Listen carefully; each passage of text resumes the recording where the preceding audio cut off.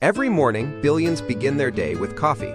But this familiar drink once traveled through forests, empires, revolutions, and oceans. The story begins in the forested highlands of Ethiopia, the evolutionary birthplace of the Arabica coffee plant. Stories describe dancing goats and a curious herder, but coffee's true beginning is more complicated than one famous legend. Coffee seeds eventually crossed the Red Sea into Yemen, where farmers began cultivating the plant as an organized crop. By the 15th century, Yemeni Sufi communities used coffee to remain alert during long nights of prayer and devotion. On Yemen's steep terraces, farmers transformed a forest plant into the crop that would eventually reach the entire world. The cherries were harvested, dried, processed, roasted, ground, and brewed into a dark drink, unlike anything most people had tasted. Coffee moved through Yemen's trading networks, and the port of Mocha became so closely associated with it that its name entered coffee history. For generations, Yemen stood at the center of cultivated Arabica coffee and guarded an increasingly valuable international trade. From Yemen, coffee traveled toward Mecca, Cairo, Damascus, and Istanbul, following merchants, pilgrims, scholars, and imperial trade routes. In the Ottoman world, coffee houses created a new kind of public space where people could meet outside the home, workplace, or place of worship. People gathered to exchange news, hear stories, play games, discuss business, and debate the changing world around them. European merchants encountered coffee through Mediterranean and Ottoman trade, carrying the mysterious drink into major commercial ports. Its dark color, bitter flavor, foreign origin, and stimulating effect created suspicion, but curiosity proved stronger than fear. During the 17th century, coffee houses appeared in cities, including Venice, Oxford, London, Amsterdam, and Paris.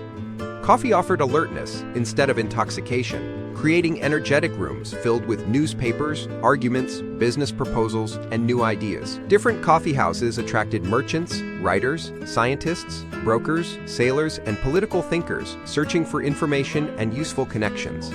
Edward Lloyd's Coffee House became a meeting place for shipowners, captains, and underwriters, and eventually helped create Lloyd's insurance market. As demand grew, European trading powers wanted more than imported coffee.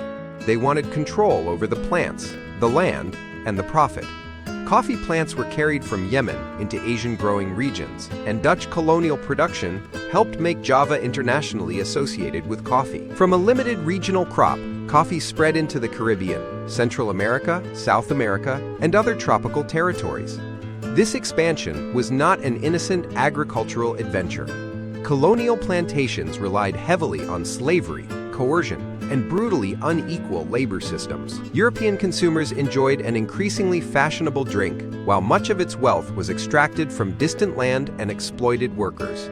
During the 19th century, Brazil expanded coffee production dramatically, building an enormous export economy shaped by slavery and its lasting legacy. Coffee was no longer an exotic curiosity. It had become a global commodity connecting farms, ports, factories, shops, and millions of customers. Industrial roasting, sealed packaging, railways, and mass advertising helped turn coffee into a reliable product for ordinary households. Mechanical espresso machines used pressure to produce concentrated coffee quickly, reshaping café service and modern urban coffee culture. Instant coffee pushed convenience even further, allowing a cup to be prepared almost anywhere with only powder and hot water. Coffee traveled globally, but it never became exactly the same everywhere. Each culture transformed it through local rituals, flavors, and traditions. The modern café became an office, meeting room, study space, social club, and temporary home away from home. Every cup still begins with a farmer caring for a tree, watching the weather, and waiting for each cherry to ripen. The beans may then pass through processors, exporters, ships, importers, roasters, baristas, and brewers before reaching one drinker. Coffee conquered the world not only because it created alertness, but because it created a reason for people to gather. Its history contains hospitality and exploitation, creativity and commerce, community and empire, all hidden inside the same familiar cup. From an Ethiopian forest to nearly every city on Earth, coffee changed how people worked, traded, met, debated, and began the day. The next time you drink coffee, remember the world inside your cup. Subscribe for more stories about the foods and drinks that changed history.